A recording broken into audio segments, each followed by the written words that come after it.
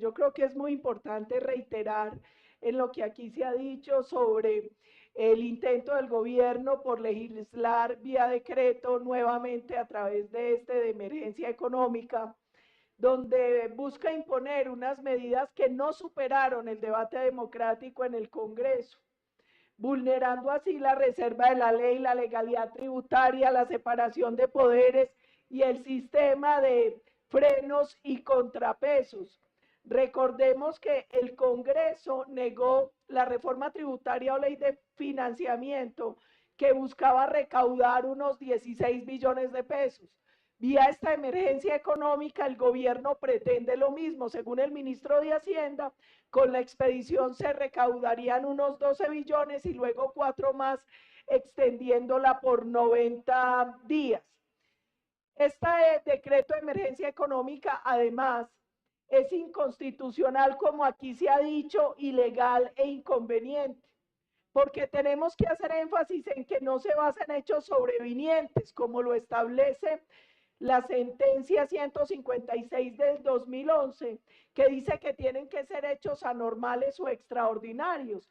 Los argumentos del gobierno para la expedición de este decreto tienen que ver con la UPC, con el orden público, con la ola invernal, con los subsidios de energía, con las sentencias judiciales pendientes o las obligaciones contractuales. Ninguno de los 8 argumentos que usa el gobierno es un hecho sobreviniente, pero además el magistrado Camargo detectó posibles vicios de forma, como las dudas sobre la validez de las firmas de los ministros de Ambiente y de Igualdad en el documento original, conforme se exige en el artículo 215 de la Constitución. El decreto no acredita de manera clara, expresa y verificable la legitimidad constitucional del encargo y la concurrencia válida de dichos ministros al acto. Falta además un tema fundamental, que es la motivación suficiente y específica de cada una de las causas invocadas, como se establece en el artículo de la Constitución. Aquí no se cumple con los presupuestos fácticos, valorativos y de suficiencia. Además, nosotros creemos que es sumamente inconveniente, porque ya bajo este decreto de emergencia económica se han emitido 2 decretos. El decreto 1474 del 29 de diciembre del año pasado, al que ya han manifestado su oposición unos 20 gobernadores que han dicho que lo van a inaplicar por ser manifiestamente inconstitucional y porque afecta gravemente los ingresos departamentales. Como aquí se ha dicho, esta es una herramienta más de concentración, de centralización del poder, que va en contravía de la descentralización que establece la Constitución del 91, porque el impuesto al consumo es una renta que se cede al departamento y que en promedio es el 43% de los recursos tributarios de estos entes territoriales, y que además termina siendo fundamental para financiar la salud, el deporte y la educación en los departamentos. Esto se suma a otra serie de impuestos que tiene este decreto en un momento muy complejo de la economía en Colombia, de asfixia por unos impuestos sumamente altos que se han vuelto impagables y que terminan generando un círculo vicioso que nosotros hemos advertido. Y es que unos impuestos tan altos lo único que promueven son la evasión, la elusión, el estancamiento económico que termina afectando el recaudo. Y el otro decreto es el decreto 44 del 21 de enero de este año, que establece unas medidas relacionadas con el servicio público domiciliario de energía eléctrica. Nosotros aquí tenemos que manifestar la enorme preocupación con este decreto, porque plantea unas condiciones que son insostenibles para los generadores de energía y ponen en riesgo el modelo de prestación del servicio.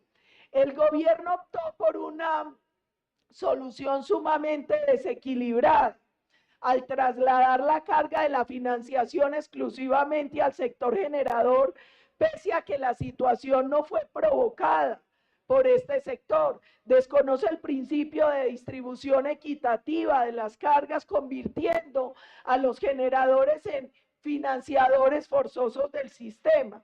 El gobierno le impuso a través de este decreto a los generadores unas contribuciones y aportes para cubrir unas deudas de las cuales ellos son acreedores. Eso les genera un grave riesgo de liquidez, de capacidad de inversión del sector eléctrico en un momento donde estamos enfrentando un déficit estructural de energía en firme.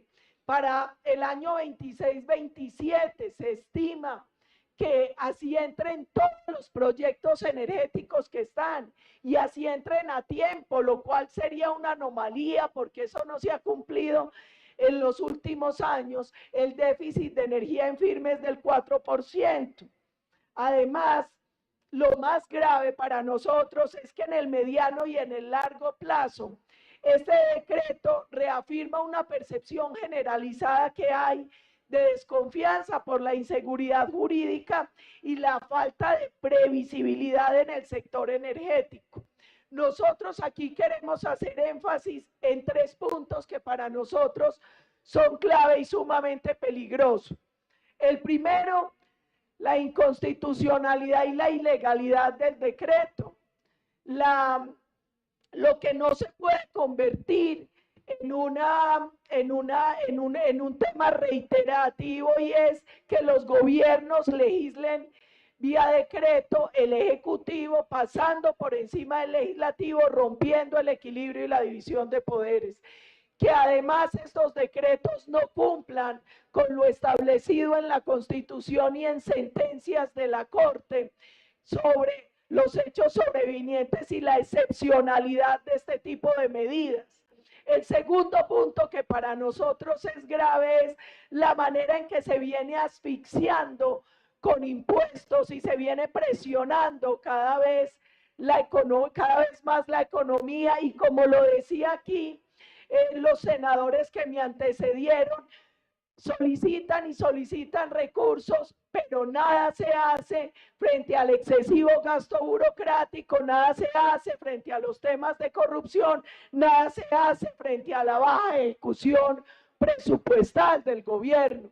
Y el tercer punto, que es de suma preocupación, desde hace más de un año el sector energético viene anunciando el problema del déficit por el crecimiento de la demanda y la caída de la oferta.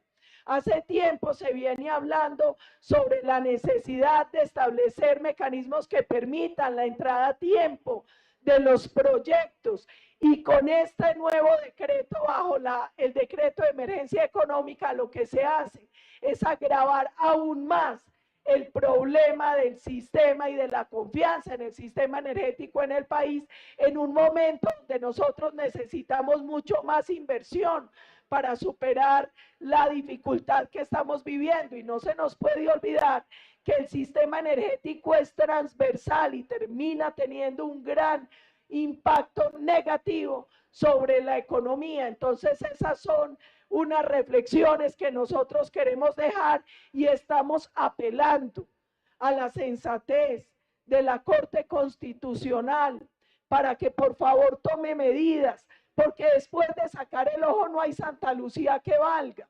¿Para qué decretar la inconstitucionalidad del decreto si se permite que entre o que tengan vigencia los decretos que ya expidió el gobierno y que van a tener graves consecuencias para el país?